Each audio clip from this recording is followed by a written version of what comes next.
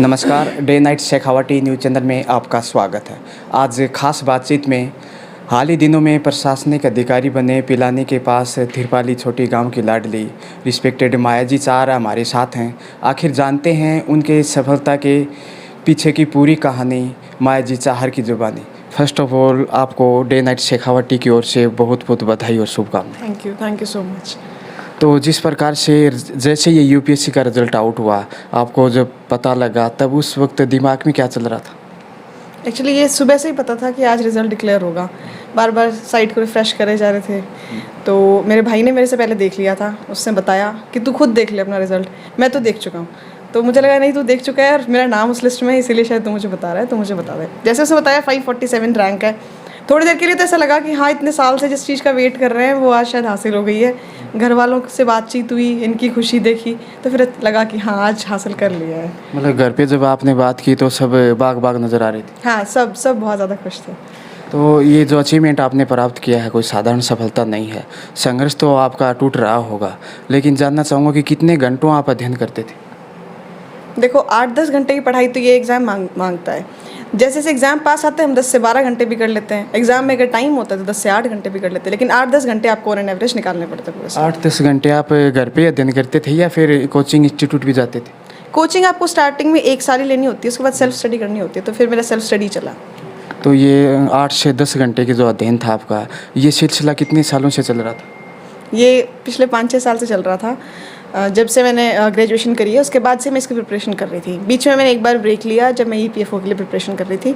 फिर उसके ज्वाइन करने के बाद फिर भी थोड़ा गैप आ गया था, उतने घंटे मैं नहीं निकाल पाती थी, लेकिन ऑन एन एवरेज मैंने निकाले हैं फिर भी 8 घंटे के आसपास।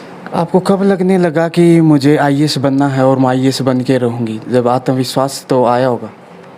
ये फाइनल ईयर में जब हर कोई डिसाइड कर रहा था कि कोई कह रहा था मुझे बैंक की प्रिपरेशन करनी है, कोई कह रहा मुझे इंडियन इंजीनियरिंग सर्विसेज करनी है, तब मैंने डिसाइड किया कि मुझे सिविल सर्विसेज की प्रिपरेशन करनी है। तो मैंने लास्ट ईयर मान लो आप बीटेक का। मेहनत तो आपका ही रहा है इसमें, लेकिन पेरेंट्स का, टीचर्स का भी काफ़ी योगदान रहता है। तो इसका ओवरऑल इस सफलता का क्रेडिट आप किसे देना चाहेंगे?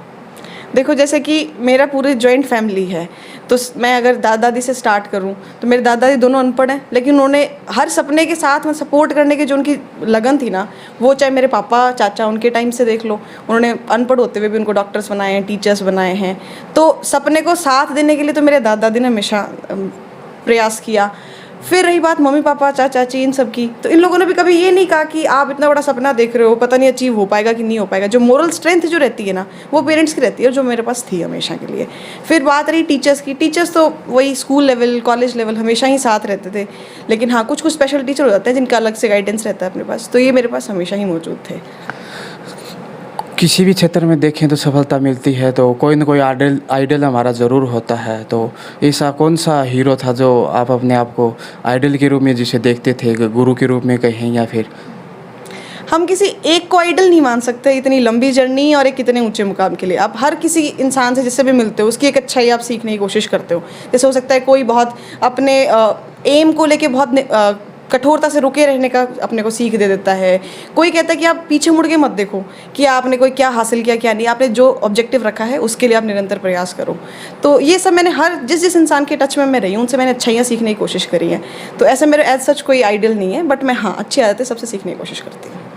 इसके अलावा घर का आपका माहौल कैसा रहा? मतलब आपका फैमिली की अगर बात करें तो वेल एजुकेटेड है, तो घर का सपोर्ट भी स्टार्टिंग से आपका अच्छा रहा? हाँ, घर ने हमेशा सपोर्ट किया है और एजुकेशन का माहौल हमेशा रहा है। चाहे हम गांव में रहते हैं, लेकिन फिर भी हमारे घर का माहौल हमेशा एजुकेशन को सपोर्टिव रहा है कि पढ़ाई के लिए आपको अलग से टाइम मिल जाएगा, अलग से आपको जगह मिल जाएगी, ऐसे नहीं कि कोई डिस्टर्बेंस हो। तो घर का माहौल बहुत अच्छा रहा हमेशा से। वर्तमान में देखा जाए तो एक स्मार्टफोन की भी काफ़ी दिक्कत रहती है लगभग आम स्टूडेंट के साथ ही। तो आप जब तैयारी कर रहे थे तो फ़ोन को कितना यूज करते थे या कितनी दूरी बना के रखते थे? देखो फ़ोन के दोनों यूज़ हैं, पॉजिटिव भी हैं नेगेटिव भी हैं। अगर आप पॉजिटिव यूज़ देखो तो आज इंटरनेट पे हर इन्फॉर्मेशन आपको अवेलेबल मिलती है। आप कुछ भी नई चीज़ सीखना चाहो, नया पढ़ना चाहो, गूगल है, यूट्यूब है, तो इसका पॉजिटिव भी है। और कहीं ना कहीं ये लत लग जाए तो आपका टाइम भी ख़राब कर सकता है। तो ये तो आपको बैलेंस मेंटेन करना पड़ता है कि हम उसका पॉजिटिव यूज़ ज़्यादा करें, उसका मिस यूज़ ना करें। आप अदर स्टूडेंट्स के लिए आप क्या गाइडेंस देना चाहेंगे फ्यूचर के लिए, ख़ास तौर से लड़कियों के लिए? देखो, कोई भी अगर आप ऑब्जेक्टिव सेट कर लेते हो, भाई कोई मुकाम आपने सेट कर लिया, मुझे ये हासिल करना है, तो उसके बाद आप हार्ड वर्क तो करना ही पड़ेगा, उसका कोई सब्स्टिट्यूट नहीं है कि भाई मैं हार्ड वर्क ना करूँ। हार्ड वर्क प्लस जिद कि मैं इस पर अड़ी रहूँगी, चाहे कैसी भी मेरे सामने मुश्किलें आएँ, मैं इससे पीछे नहीं हटूँगी। तो जिद प्लस हार्ड वर्क आप लगे रहोगे तो एक ना एक दिन जरूर सफलता मिलेगी। ये नहीं है कि मेरी किस्मत में है, किसी और की में नहीं, हर किसी किस्मत में होता है। किस्मत का रोल है बट कम है, हार्ड वर्क का जितना रोल है उतना किस्मत का नहीं है। तो आप दोनों को मेंटेन करेंगे तो एक ना एक दिन जरूर सफलता हासिल हो जाएगी। थोड़ा सा पीछे ले जाना चाहूँगा, आपका जो एजुकेशन रहा प्रारंभिक शिक्षा वो किस प्रकार, थोड़ा उस पर भी प्रकाश डालें। मेरी प्रारंभिक शिक्षा पूरी यहाँ पिलानी से ही हुई है। मैंने 12th जो है वो जूथाराम स्कूल से किया है, PCM से किया मैंने, फिजिक्स केमिस्ट्री मैथ्स से। उसके बाद मैंने बीटेक किया BKBIT से। उसके बाद फिर मैंने ये प्रिपरेशन करी है। आगे आप बड़े जिम्मेदारी वाले पद पे हैं, तो क्या बदलाव लाना चाहेंगे समाज में और ख़ासकर महिलाओं के लिए? देखो, मैं एक इंडिविजुअल या फिर अकेली होने के नाते जो समाज में बदलाव ला सकती हूँ, उसके पीछे सबका साथ होना चाहिए। जैसे कि मैं अगर जिस समस्याओं से गुजरी हूँ कि अगर मुझे टाइम पे स्कूल पास में नहीं मिला, लेकिन आज हर किसी के पास आसपास स्कूल भी हैं, तो जो बदलाव जो चाहिए ना वो हमारी सोच में ही ज़्यादा चाहिए। हर किसी के पास आज स्मार्टफोन मिल जाएगा आपको, हर किसी के पास आज स्कूलें मिल जाएंगी, किताबें मिल जाएंगी। तो सिर्फ बदलाव क्या चाहिए, में सोच प्लस प्रेरणा का, कि आप ना प्रेरित तो करो अपने बच्चों को कि हाँ मैं बड़ी चीज़ें हासिल करना चाहता हूँ, वैसे नहीं तेरे से नहीं हो पाएगा, या फिर तू छोड़ दे, या छोटे सपने देख ले। तो प्रेरणा प्लस आपके जो भी रिसोर्सेज है ना, वो अगर मैं उस लायक बन पाई तो मैं ज़रूर उनको प्रोवाइड कराने की कोशिश करूँगी। और मेरे से अगर कोई सीख सकता है तो वो यही है कि निरंतर लगे रहो एक ही गोल। जैसे अर्जुन की वो आँख वाली जो बात है ना, मछली की आँख देखो, आप बाहर की चीज़ों से डिस्ट्रैक्ट मत हो, एक गोल रख के आप ज़रूर अचीव कर लोगे उसको। जो आपकी सहेलियां थी तो उनका क्या रिएक्शन है आपकी जो ये सफलता पाने के बाद, जो आपके साथ तैयारी कर रहे थे उनको सफलता नहीं मिली और आप यहाँ तक पहुँच गए? देखो, आप जैसे जैसे इस प्रिपरेशन में जाते हो तो आपके साथ अच्छे लोग जुड़ते भी जाते हैं, कुछ लोग आपसे दूर भी हो जाते हैं, तो बहुत छोटा सा ग्रुप रह जाता है आपका। और छोटा ग्रुप वही होता है जो आपको सपोर्ट करे। तो मेरी सहेलियाँ टचवुड ऐसी ही थी जिन्होंने मुझे हमेशा सपोर्ट किया, चाहे मेरा रिजल्ट कैसा भी रहा हो। तो आज वो मेरी खुशी में मेरे बराबर ही खुश हैं। हाँ। जब आपने फॉर्म आवेदन किया था तब दिमाग में क्या चल रहा था कि IAS ये कि बहुत टफ है बनना, इतना आसान नहीं, काफ़ी संघर्ष चाहिए, पॉजिटिव माहौल चाहिए और अनुशासन तो निश्चित रूप से बहुत अच्छा होना चाहिए। तो उस वक्त क्या चल रहा था जब आपने आवेदन किया? देखो, जब आप फॉर्म अप्लाई करते हो तो उस टाइम आपको ये रहता है कि एक बहुत लंबी दौड़ के लिए अपन ने स्टार्ट तो कर दिया है। उसके बाद आपके दिमाग में पूरा प्लान चल रहा होता है कि मुझे इतने घंटे पढ़ना है, पहले हमने क्या गलतियाँ करी जो हमें रिपीट नहीं करनी है, किस हिसाब से अपने को टाइम बांटना है सब्जेक्ट्स के बीच में, किस हिसाब से अपने को अपनी हॉबीज़ और उन सबको भी साथ में लेके चलना है ताकि अपने व्यक्तित्व पे कोई असर ना पड़ जाए। पता चला आप लास्ट स्टेज में आके व्यक्तित्व ही ख़राब कर चुके हो अभी तक। तो हाँ, हर चीज़ में आपको बैलेंस बना के रखना है। जो फर्स्ट डे से, वही आपने कहा कि फॉर्म अप्लाई करने के दिन से जब तक रिजल्ट नहीं आ जाता, आपको पूरी स्ट्रैटेजी के साथ चलना होता है उसमें। मैं जानना चाहूँगा ये फॉर्म आपने आवेदन कहाँ किया था? ये ऑनलाइन करना होता है। मैंने मेरे जहाँ पे मैं अभी नौकरी कर रही थी, लास्ट स्टेज का मैंने वहाँ से किया था, लेकिन उससे पहले मैं दिल्ली में थी, मैंने दिल्ली से ही कर लिया था। और कोई संदेश आप स्टूडेंट्स के लिए देना चाहें? जैसे अभी मेरे कॉलेज गई, मैं वहाँ भी इस चीज़ का जिक्र कर रही थी कि जब ग्रेजुएशन वाला टाइम होता है ना, उस टाइम अपन उस चीज़ को हल्के में ले लेते हैं। जैसे ग्रेजुएशन के टाइम में कॉलेज में ना रह के मैं भाग के यहाँ स्कूल में आती थी। जैसे हेमंत स्कूल पास में था यहाँ पे, मैं भाग के यहाँ आ जाती थी कि मैं बच्चों को पढ़ा दूँ। उस टाइम तो मुझे भी ऐसा लगता था कि मैं ना बस अपनी मर्जी से पढ़ाने जा रही हूँ। लेकिन यहाँ पे जो मैं धीरे धीरे सीखती गई ना जो चीज़ें, कि मुझे कैसे पढ़ाई प्लस पढ़ाना दोनों बैलेंस करना है, तो टाइम मैनेजमेंट मैं यहाँ से सीख गई। दूसरा ये था कि मेरे में जो कमियाँ रही ना मेरे स्कूल के टाइम से, या फिर मैं चाहती थी कि आगे आने वाले बच्चों में ये कमियाँ ना रहें, स्टेज फियर ना रहे, तो मैं यहाँ पे खुद भी मेरा स्टेज फियर निकाला मैंने यहाँ पे आके। और बच्चों को भी ये था कि ना आप स्टेज फियर कम उम्र से निकालते जाओ, तो उसने मेरे को इंटरव्यू में हेल्प करी। साइड बाय साइड जैसे होता है ना कि हम बेसिक कंसेप्ट छोटी क्लासेस में इग्नोर कर देते हैं कि आपने को रट्टा मार लो नंबर आ जाएंगे, तो बेसिक कंसेप्ट्स पे मैं ध्यान देती थी। तो मैं आने वाले बच्चों से यही वो उम्मीद रखूँगी कि बेसिक कंसेप्ट्स पे ध्यान दो, आप अपनी कम्युनिकेशन स्किल्स पे ध्यान दो, कॉन्फिडेंस आपका हर टाइम हाई रहना चाहिए इररिस्पेक्टिव ऑफ रिजल्ट। भी आप कॉन्फिडेंस खुद ही आप अंदर से अगर टूट गए हो ना, तो फिर बाहरी कॉन्फिडेंस आपको कुछ नहीं, बाहरी मोटिवेशन आपको कुछ नहीं कर सकता है। तो ये सारा संदेश है मेरा आने वाले बच्चों के लिए। तो अब तक का जो आपका सफ़र रहा, इसमें कभी आपका ऐसा नहीं लगा कि बहुत मुश्किल है, कभी नेगेटिव विचार आपके दिमाग से नहीं गुजरी?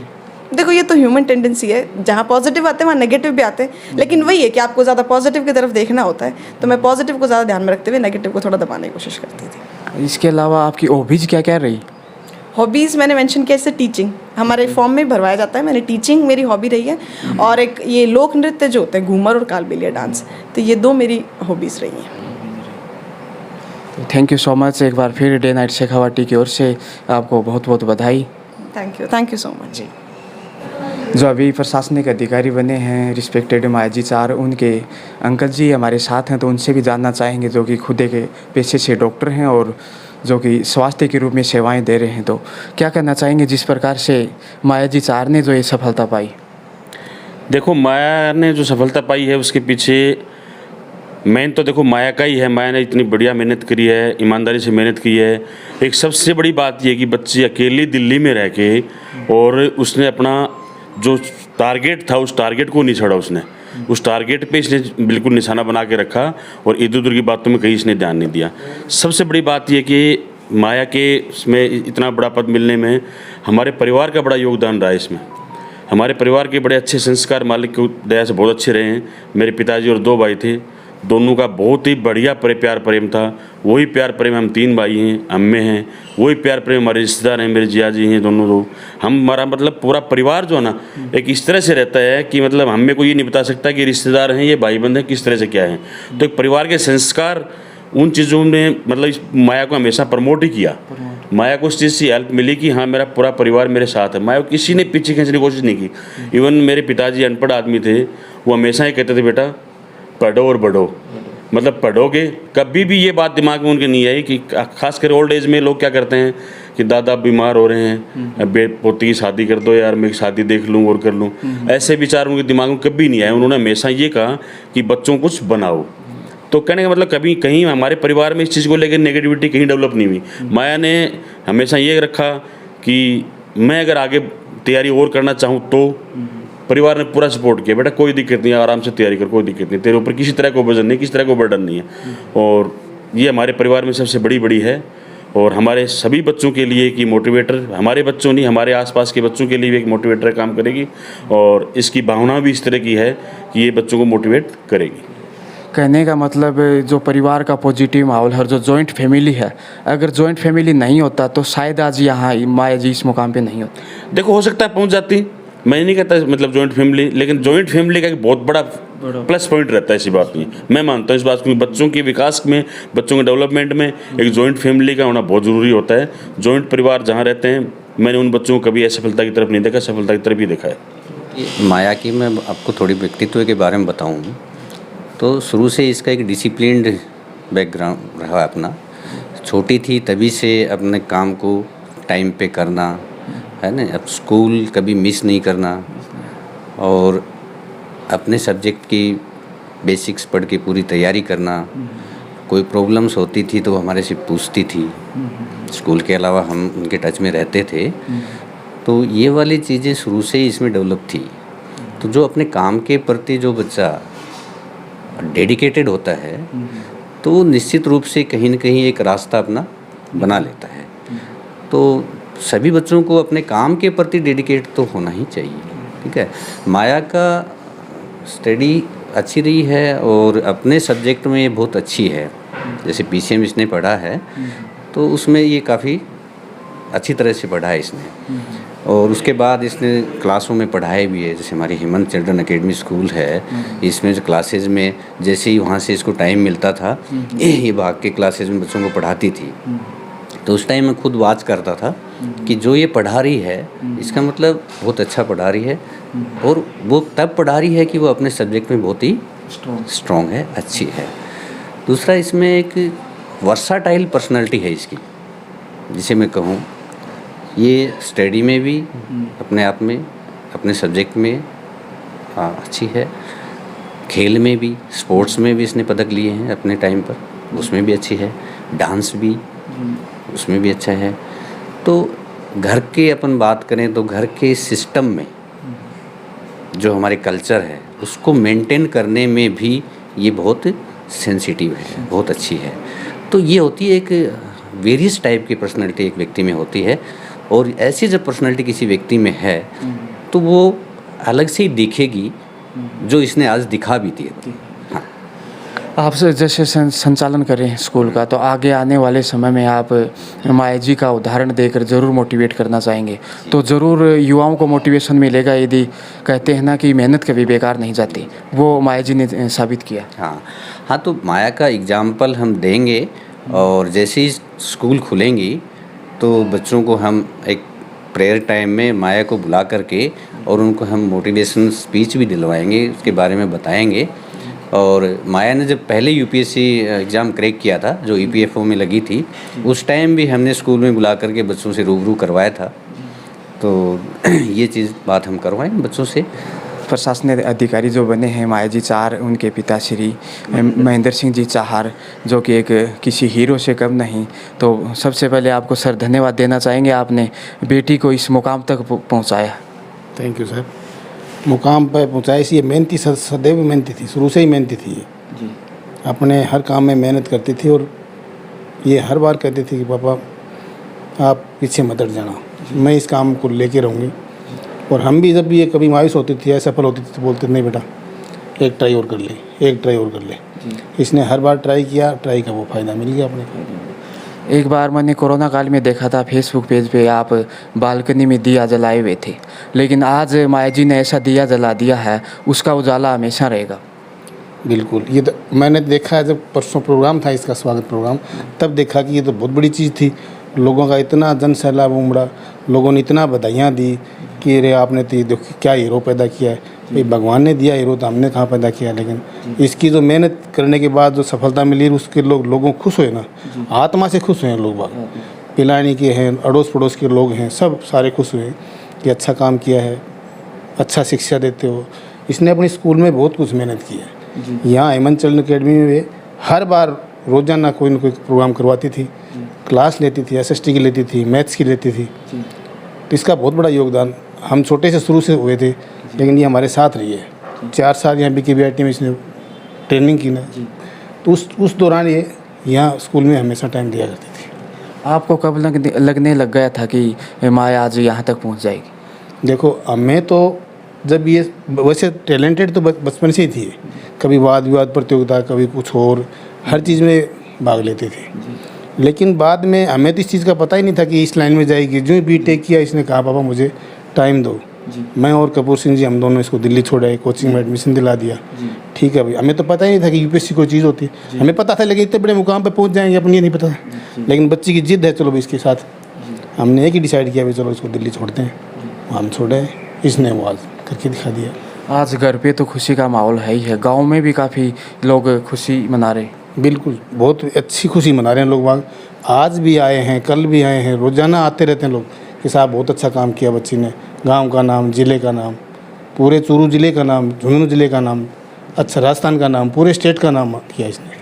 आगे एक पेरेंट्स के रूप में आप क्या गाइडेंस देना चाहेंगे गार्जियंस को, खास करके वो अपने बच्चों के ऊपर कैसे ध्यान रखें और कैसे वो शिक्षा के क्षेत्र में आगे बढ़ाएं? देखो, आजकल ये चल रहा है बेटी पढ़ाओ वाला जो चल रहा है ना, ये बेटियों को पढ़ाना ही चाहिए। आज एक बेटी पढ़ के एक पूरा समाज तैयार करती है, एक बेटा पढ़ के एक घर तैयार करता है। इसलिए बेटियों को पढ़ाना बहुत अच्छी चीज़ है।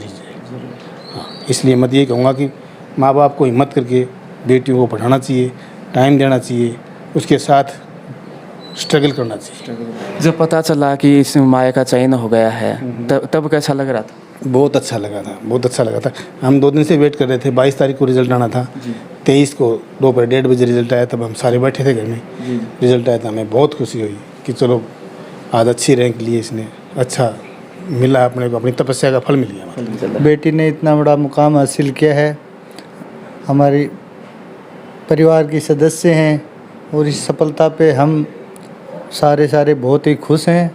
और ऐसी सफलता बच्चे प्राप्त करते रहें, इनसे और भी बच्चों को पूरा मोटिवेशन मिलेगा, पूरा साथ मिलेगा। तो आपको क्या लगता है, हम अगर बच्चे यदि मेहनत करते हैं लगातार, तो सफलता से उनको कोई रोक नहीं सकता? जो बच्चा मेहनत करेगा उसको सफलता से कोई नहीं रोक सकता। लगन सबसे बड़ी चीज़ होती है, जो लगन में लगा रहेगा उसको सफलता मिलेगी ही मिलेगी। बहुत बहुत धन्यवाद आपका। ठीक। तो ये थे माया जी चाहर के पिता श्री महेंद्र सिंह जी चाहर, जिनकी बेटी आज प्रशासनिक सेवाओं में सेवाएं देती नज़र आएगी आने वाले समय में।